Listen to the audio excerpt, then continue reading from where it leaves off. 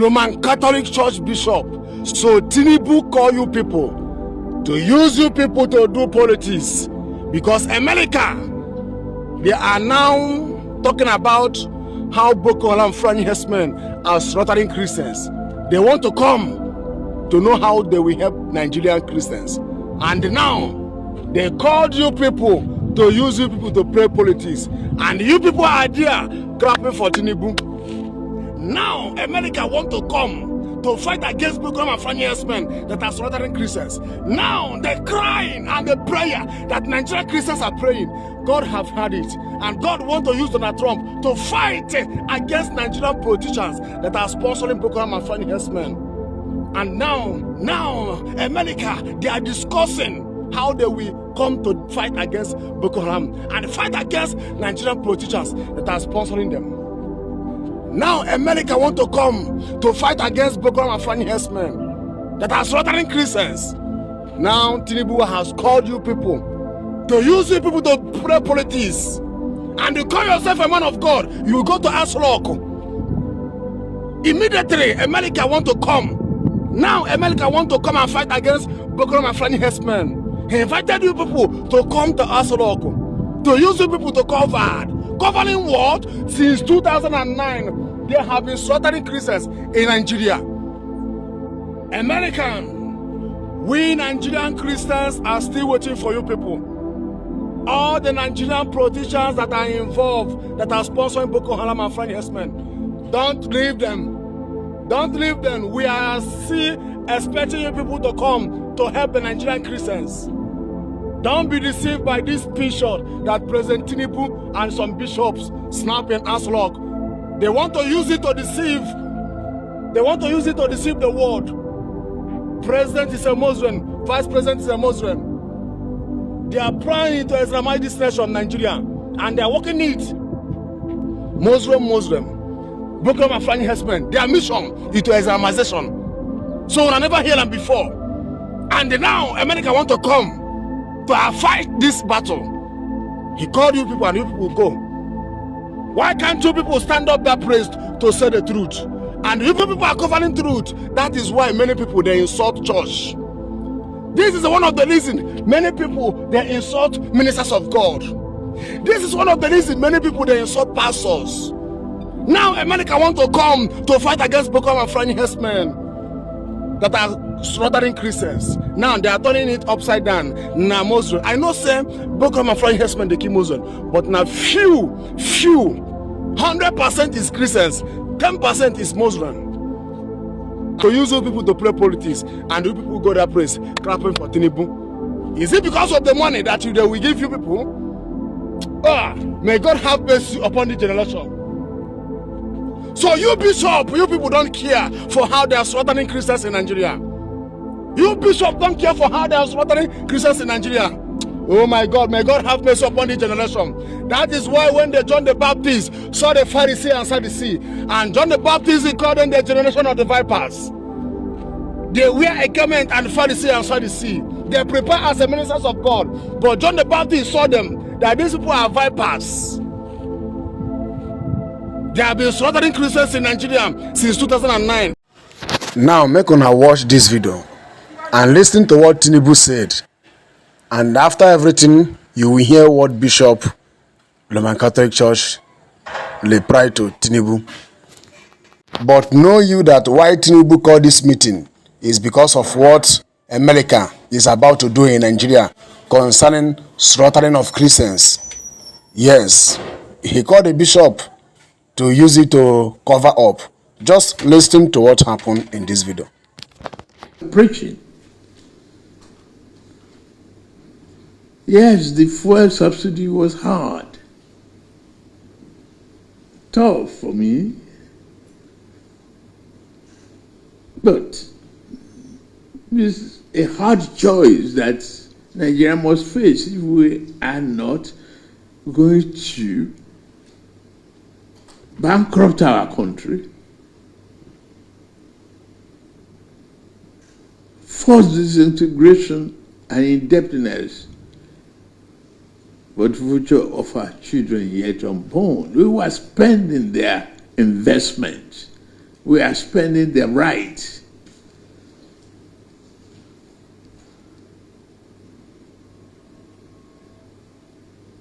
And poverty has no religious basis.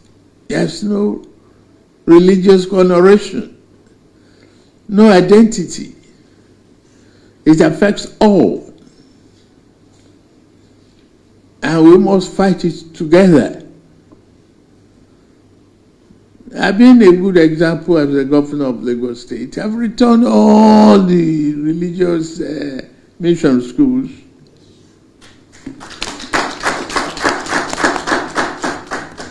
When we look at the possibility of a committee, because when you look at the constitutional democracy, it is tough for its twists and turns.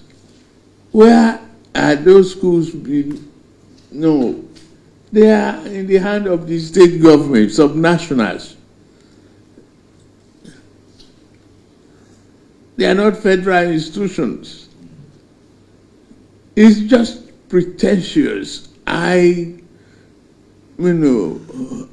caliber designation when you say this is a federal school. It's a Nigerian school. We have to be more dedicated as citizens. We have to invest in ourselves. I'm glad you mentioned the tax reform. That's part of the investment opportunity. Citizens must be able to build their nation. This insecurity, everyone is affected, Christian, Muslim alike. And I have no religious behind. But, I won't be a bigot. My wife is a pastor of Redeemed Christian Church, faith.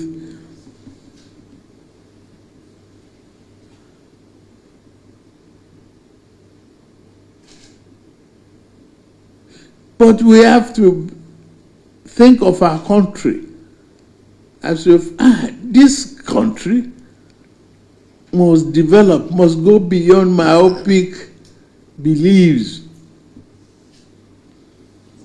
must stand beyond religious bigotry.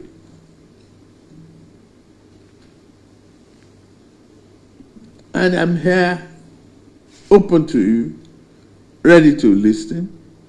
People that are elder of the Catholic faith are here. We've been together for some time. We still have an open door policy. I will not shut my doors. I will be ready to help. We will set up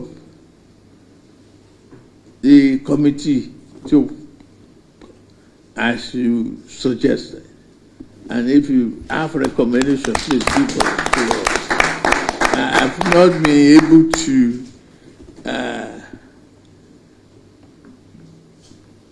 set that up instantly. Now, we've established state loan fund to help the poor and ensure that our children are not left behind because of tuition fee and all of that. Thank you for what the degree of investment in education that you have been, Catholic faith has been making in education.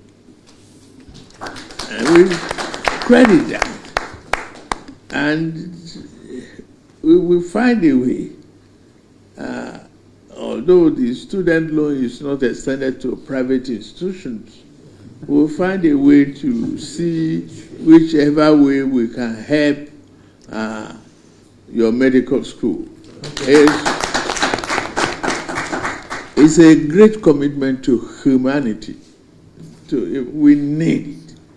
Healthcare is a necessity. It's a must. It's the right of citizenship, and we must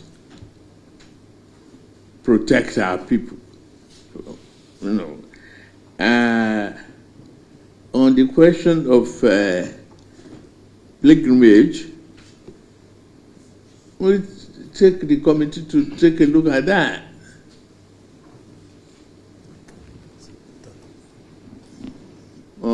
To me, it should be open. It's not a priority for social welfare. That's right. It's voluntary. To me, that's the way I see it. And the management of public fund is uppermost in my mind. Today I can look back with pride of what is happening to Lagos when I was the governor of that state. I'm very proud of what has happened. I want to be able to collaborate, work with you. Look at where we can, uplift our people. This is a great country. And we have to invest in the development of this country as citizens.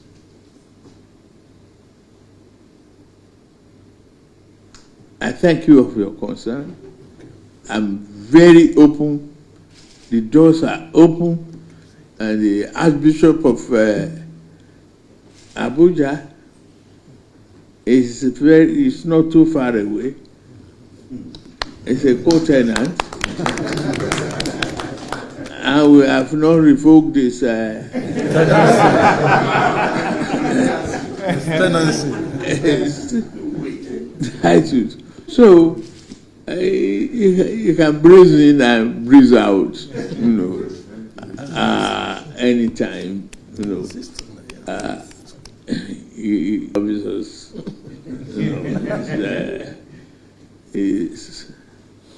and congratulations on the length. I wish you continue to pray for the country.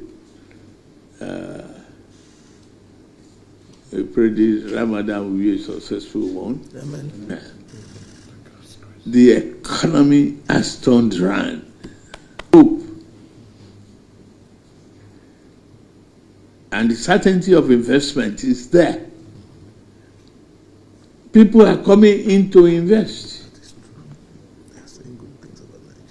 in Nigeria. I am very proud of that. Within what seems to be a very difficult beginning is now showing us hope.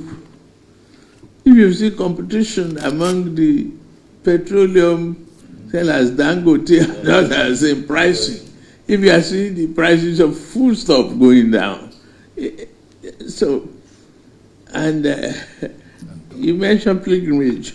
Majority of the farmers are paying their wage because they have bounty harvest and they are making economic gains from the harvest. Glory be to God. We are not half time yet. I'm very proud to be seeing this period, to be alive, healthy, and be thankful to all of you for your prayers. And I fight for Lagos. Let me single both of you out. Thank you very much. And Ajakaje is Kitty people. Fine, thank you, Your Excellency. Thank you very much. Bishop Kuka, thank you for everything. Thank you, Your Lordship.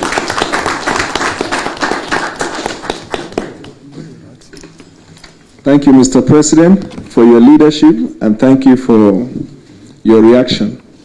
We sincerely thank you for granting us this audience. We had previously sought an opportunity to meet with you last year, but for some reason did not receive a formal response from the relevant office. Nevertheless, we are deeply grateful that you have made time to welcome us today. Your Excellency may recall our meeting with you at the Catholic Secretariat of Nigeria ahead of the 2023 elections. That encounter provided an opportunity for us to hear your perspectives and share our vision for our beloved country. Today, we are here to congratulate you and encourage you in your efforts to reposition our nation and to share some areas of concern in pursuit of the common good of our people. We acknowledge your efforts in building up our nation and recognize the significant challenges these endeavors have presented. The removal of fuel subsidy in particular has caused considerable hardship, a reality of which you are undoubtedly aware. We also take note of your initiative in the tax reforms, which in the long run, we hope, will generate more resources for advancing the common good. We earnestly pray that at both national and subnational levels, adequate checks and balances will be instituted to curtail waste and promote prudent stewardship of our nation's resources. Sir, you are more aware than we are of the grave threat that insecurity poses to our nation. It has regrettably become a persistent scourge in our land. While we acknowledge the efforts of our security agencies, we cannot ignore the increasing resort to self-help measures by citizens who have seen their lives, property, and livelihoods devastated. Nigerians feel almost entirely helpless as a ragtag army of murderers continues to threaten the very fabric of the existence. We earnestly seek your assurance to rekindle hope and inspire confidence in the hearts of our people. Your government's policy mantra is anchored on the principles of renewed hope. In this regard, we are pleased to inform you that the Holy Father, Pope Francis, has declared this year as the Year of Hope, the Jubilee Year of Hope, a theme we adopted for our conference. We came with the final fruits of our deliberations and we share them with you.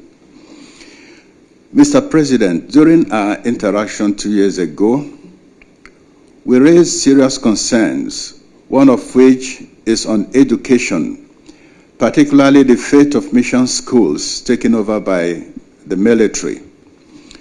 You shared how, as governor of Lagos State, you implemented their return. We urge you to extend this initiative nationwide and establish a committee to enhance collaboration in the education sector, especially at the foundational level. The future of our nation is at risk if education is not entrusted to capable hands. The escalating violence, particularly in northern Nigeria, underscores the devastating impact on millions of out-of-school children. In line with our long-standing commitment to education, Your Excellency, the Catholic Church established Veritas University in Buhari. We are pleased to inform you that the Medical and Dental Council has approved our application for a College of Medicine. True to our tradition, we remain committed to keeping our fees affordable for many families, despite the significant challenges this entails. In the light of this, we humbly appeal to your support, to enable us to contribute meaningfully to the advancement of medical education and healthcare in our nation. Strengthening this sector will not only benefit the church, but also serve the greater good of all Nigerians. There is an urgent need for a clear and balanced approach to the role of religion in our country. Despite the constitutional provisions that imply a secular framework, Nigeria remains a nation of conflicting moral claims, lacking a well-defined vision for how religion can serve as a force for moral integrity and patriotic unity.